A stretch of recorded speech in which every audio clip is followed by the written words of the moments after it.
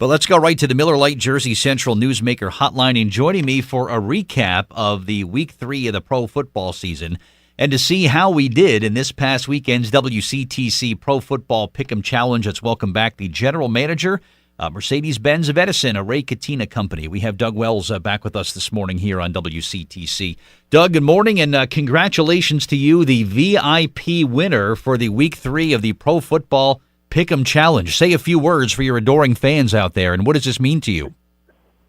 It means I'm making a comeback. You're making a comeback. Like LL Cool J said, don't call it a comeback. I've been here for years. But great work by you, and we'll recap in just a second. But talk about the ride that you've got today. What kind of vehicle are you driving around in this morning?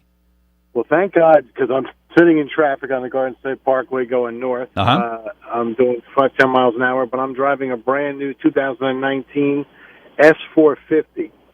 And you're not going to find a more comfortable car than this automobile. And this has got the new twin-turbo V6, engine in it. So it's got a lot of power, and it also gets great gas mileage. That's like the perfect car for Jersey, because when you're stuck in traffic, it's so comfortable, you don't feel bad at all. He's like, this is pretty nice to be here. And then when the traffic opens up, now you just gun that thing, and you're going places in a very short amount of time, I see. Correct, and I have the massage feature working on my seat, so I'm staying comfortable. Come on. Really? How do I get one of those in the studio here? I'd like to get a nice massage when I'm doing this radio show, but good for you, man. Hopefully people will come on by and talk to you about that. We were just about, Doug, pick for pick, where we were just about the same. The couple differences that we had. You saw something in the Baltimore Ravens that you liked last week, and they beat a pretty decent Denver team who came into Baltimore. They had their problems. You think Baltimore is going to kind of keep going in that direction and get some more wins as the year goes on? I think they're better than everybody thinks, and I also think they're always tough at home. And they were playing at home, so that's why I chose them. Yeah, that's a tough place to go. I, of course, had Denver. I went with them thinking they were going to stay hot on the road, but they got their first loss. You also had the Giants getting their first win of the season. Now, I thought that Houston defense was just going to eat up Eli Manning and make for a miserable day, but boy, they came out. Barkley, the rookie running back there, caught a pass and ran for a touchdown. The defense played well. Eli made some very, very important passes. He has some clutch passes down the stretch. Are things now going to go in a different direction for the Giants now, Doug? You see them getting better as October kind of comes up? I think they're going to start to gel, and I think a lot of the gel is also, it's a brand-new coach. So I think, the first few games, you got the coach, the players, everybody's all trying to feel each other out and get in a comfort zone.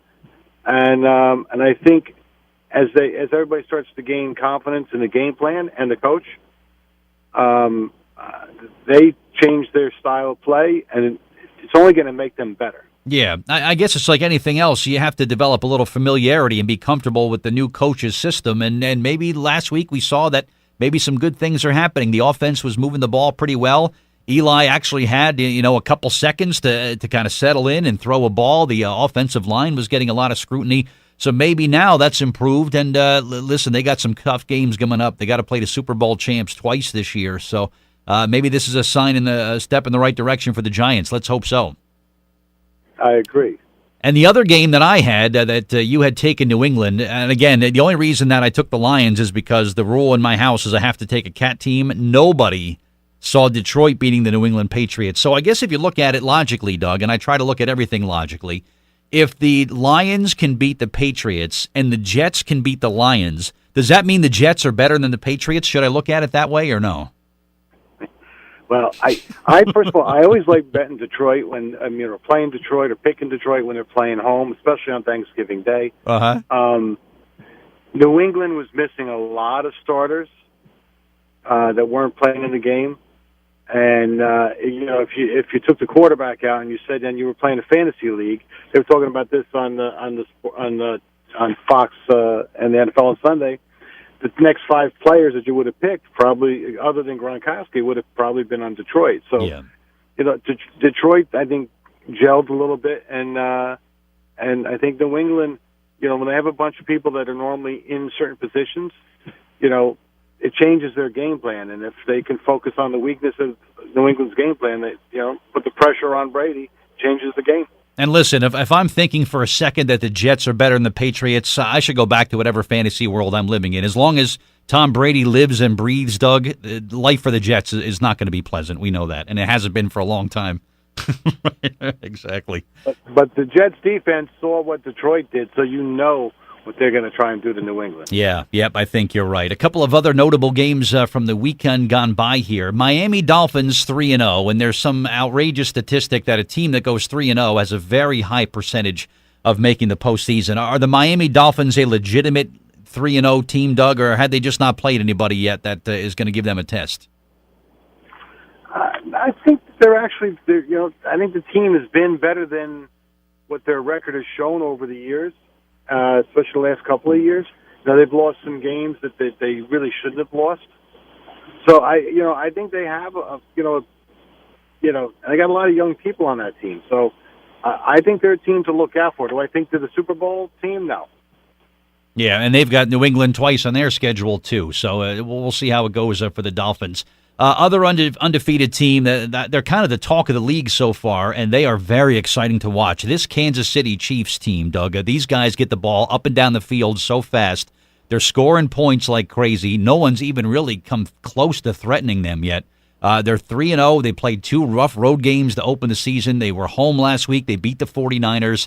This Kansas City team, I think they're the real deal. I think Andy Reid finally gets a playoff win or two.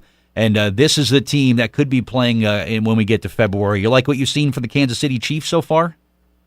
I like it a lot, and their quarterback is young, and he's got the magic word and I try to tell everybody, especially in my business, eat some humble pie, humility. He's a class act. He's a real gentleman, and as people will throw questions at him, and he knows how to answer them in the smartest way possible.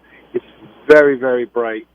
I'm very impressed with this kid. Me too. He, to me, could possibly be the next Russell Wilson, a guy that kind of came in and didn't have much of a chance. He was kind of down in the depth chart a little bit.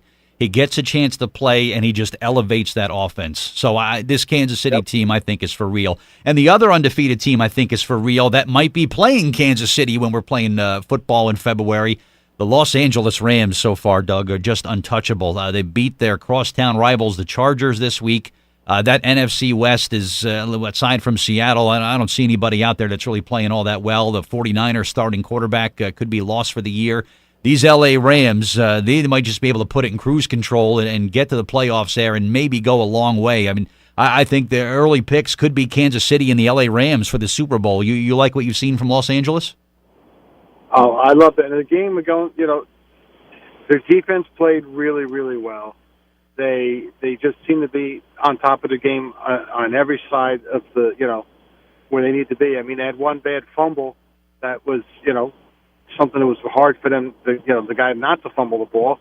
But, if they didn't have that fumble, the score would have been even a little more lopsided.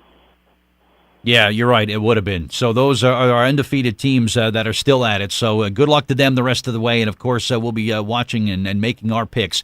As far as the standings go, I do maintain a very slim 3-game lead over Doug, which I have a feeling I'm very good. Is going to disappear very quickly, I'm sure. If anybody's good at losing a lead, Doug, it's me. So you're only down 3. We got a long way to go. And, of course, winner gets dinner courtesy of the loser, and our overall winner is also going to be included in that. So we got a long way to go. With the next week, Week 4 begins tomorrow. It's Minnesota, who had a surprising loss against the Bills at home. They go into L.A. to take on the Rams. So make sure you get your picks in for that game and for all the games in Week 4, at our website, WCTCAM.com, and play right alongside Doug Wells and I for the WCTC Pro Football Pick'em Challenge. Doug, have a great day today, my man. Good talking to you, and we'll talk again when it comes time to make the picks for Week 4, okay? You got it. Good luck, and I'll talk to you soon.